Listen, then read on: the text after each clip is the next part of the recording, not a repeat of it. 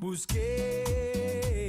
Eso. Segundo bloque de este recreo diario. Fuerte el aplauso para Diego Soffici, el maestro, el artista. ¿Cómo anda Martín? ¿Cómo anda Vicky? Hola Diego, bienvenido. Cada vez más joven este tipo. Cada vez más envidio. joven. Y Y ustedes entreno acá como la profe. están engamados hoy, se vinieron así como Estamos parecidos. engamados, vestidos. sí, es cierto. Sí, están Bueno, Tapar la no último mancha. empalomado, como escuché que le dijiste a los Apalomados. chicos de... No, ¿cómo empalomado? ¿Cómo empalomado? Empalomado ya es otra cosa, Apalomado. Apalomado No, viene como de le que... dijiste a los chicos... Porque viste de que las banda. palomas están siempre juntas, siempre Sí. están en equipo. Sí, sí. Y el tema del ala, ¿no? De tenerte bajo mi sí, ala. Que cubre con el alita. Qué Bueno, lindo. Sí. ¿cómo enganchamos esto con el expresionismo Bueno, alemán? No sé, pues- pero es la temática del día. Pero la Diego. temática, mira, hoy vamos a empezar unos micros con respecto a lo que son las vanguardias cinematográficas. ¿Qué quiere decir estos? Fueron, digamos, estilos en el arte en general, ¿no es cierto?, que marcaron una época y que no solo marcaron una época, sino que dejaron secuelas, ¿no es cierto? El expresionismo alemán tuvo, digamos, en el arte, en la pintura, en la fotografía, en la música y en el cine, digamos, una importante impronta. ¿Cuándo nace en el cine? Nace después que termina la Primera Guerra Mundial. ¿Por qué? Porque Alemania había perdido la Primera Guerra Mundial. Quedó destruida. Y quedó destruida. ¿Qué años? 20 más o menos. No, año 16. Bien. En realidad, la guerra es del 14, pero Al el 18. expresionismo nace más o menos en el 16, 17. Bien. ¿Y qué pasó? Claro, sumido en una depresión, Estados Unidos barría, fíjense que estamos hablando casi principios del siglo XX, pero Estados Unidos barría con el cine el mundo entero, haciendo una propaganda totalmente antialemana, ¿no es cierto? Y, obviamente, hablando bien de su cultura y de sus de sus mostraban dotes, la digamos, de banderita. imperio, ¿no es cierto? Bueno, entonces Alemania no podía quedarse atrás. Entonces, el Estado alemán, y fíjense que siempre vamos a caer en lo mismo, la importancia de la inversión pública en la cultura, en el arte, en la educación. En la comunicacación. En todo. A través del cine en este caso. En todo. Pero ¿qué dijo el Estado alemán? Y no nos podemos quedar atrás. Entonces crearon una compañía, UFA se llamó, y consiguieron banqueros, consiguieron capitales privados y el Estado para producir cine, porque se dieron cuenta que Alemania, si no producía cine, iba a quedar atrás de Estados Unidos, lejos, y además de la derrota en la guerra, se le venía un panorama negro. Claro, Entonces, lo iban a colonizar culturalmente. Claro, exactamente. Ese Pero era el aparte problema. porque el mundo hablaba mal de Alemania y estaban derrotados, ¿viste? No tenían mucha manera de defenderse. Entonces empezaron a producir cine y, dada la circunstancia de Alemania, el cine que se empezó a producir tenía esta característica que voy a hablar y que tiene que ver con el expresionismo, que es un cine más existencialista. Es decir, lo que hicieron los alemanes, los directores, es no hablar de Alemania objetivamente, sino subjetivamente. ¿Qué quiere decir esto? Quisieron expresar sus sentimientos a través del cine. Y sus sentimientos eran oscuros, eran depresivos. Entonces, generaron un cine que tiene que ver con esto y salió el expresionismo alemán. ¿Qué características fílmicas o estéticas tenía? Tenía, primero, estamos hablando blanco y negro y cine mudo. Era un cine, digamos, donde se pronunciaban mucho las luces y las sombras, que eso perduró en el tiempo, que después vamos a ir viendo.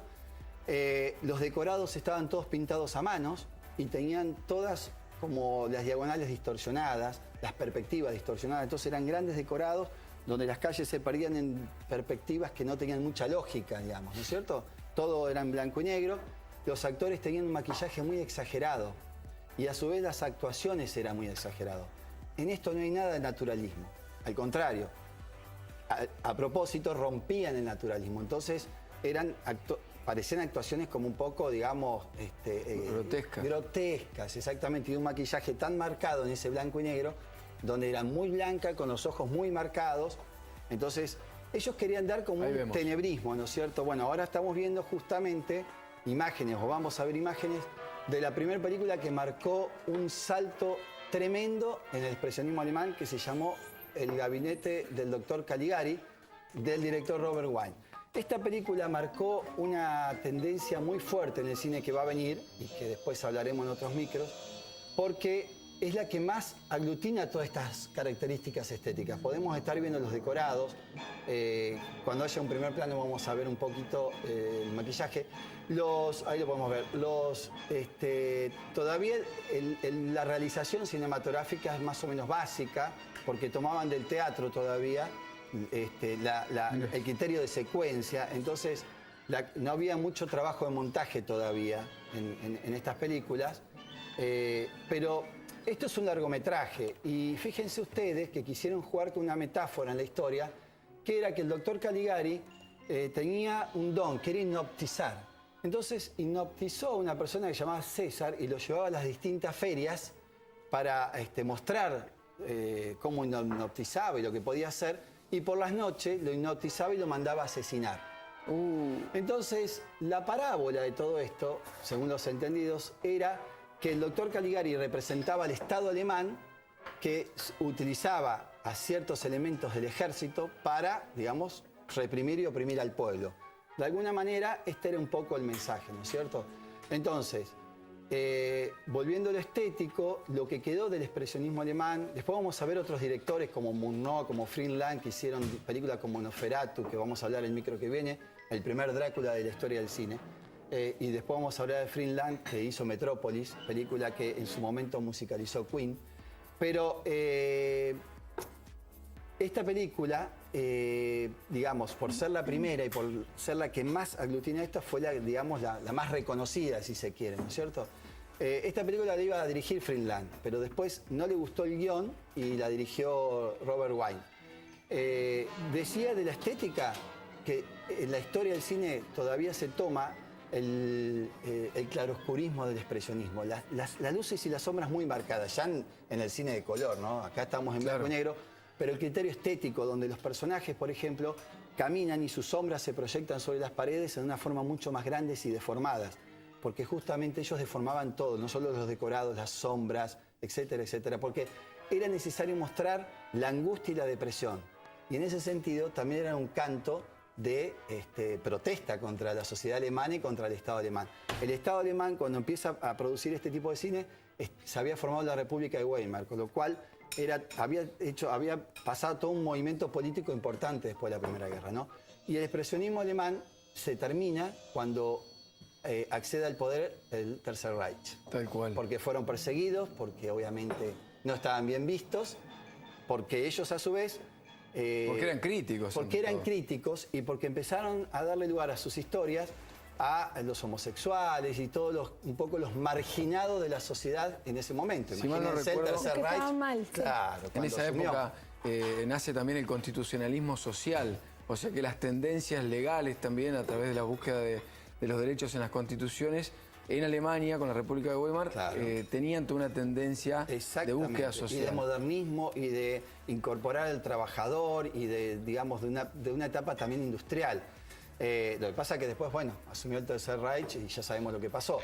Pero de toda esta época, del 19 que se estrenó, o que se hizo el gabinete del doctor Caligari, hasta la asunción del Tercer Reich, hubo una producción muy importante y una influencia en el mundo muy importante. Muy bueno. Bueno, seguimos aprendiendo en Muy estas bien. clases que tenemos. ¿Te acordabas todo esto? Sí, por supuesto, sí. No, estaba pensando que vos deberías traernos parte de tu arte, porque estamos en la Semana del Arte y cada uno va a mostrar un poquito con todo lo que tiene Diego para mostrarnos. Así que en la semana, si puedes venir de nuevo. Es saxofonista, Diego. Sí, no, pero... ¿En serio? Toca ¿Pero el saxo. haces Bueno, saxofón? estoy estudiando No porque... sabía, Diego. No, pero estoy estudiando porque es como, digamos, me gusta mucho la música y es como mi hobby, digamos. ¿Y qué? ¿Cómo gana el ¿Le haces saxo, la no? música a tus películas también? No. ¿Sos todólogo? No.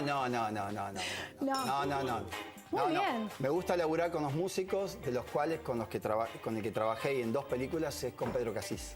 Claro, Mirá vos, qué exacto. bueno. Sí, sí. Bueno, Bueno, para muy la bien. cocina, ¿cómo está para el arte culinario? Defiendo. ¿Qué defiende? digamos, ¿Defiende al que cocina? Defiendo al que cocina. Desde que cocina, claro. Esto Véngase. está buenísimo, yo también lo defiendo. Sí. Venga. Podemos ver cómo se está Podemos haciendo ver. el rollo. Esto, Tremendo, mirá. esto Qué es rico. muy, muy sencillo. Qué bueno esto. Esto es clásico de la Navidad, prácticamente. ¿Verdad?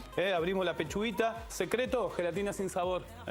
Como si Gelatina fuese- sin sabor. como si ¿Sabés fuese- dónde podés conseguirla? Seguramente la compré ahí. ¿En el Alvear? Claro. Bueno, le contamos a toda la gente los beneficios de Alvear, porque estamos cocinando con los productos de Alvear y aquellos que tengan su tarjeta clientazo pueden aprovechar todas estas ofertas Así y promociones en el catálogo online que encontramos. Ahí está, mira, acá tenemos el matambre. Chicos, esto es lo más grande del mundo, es lo más.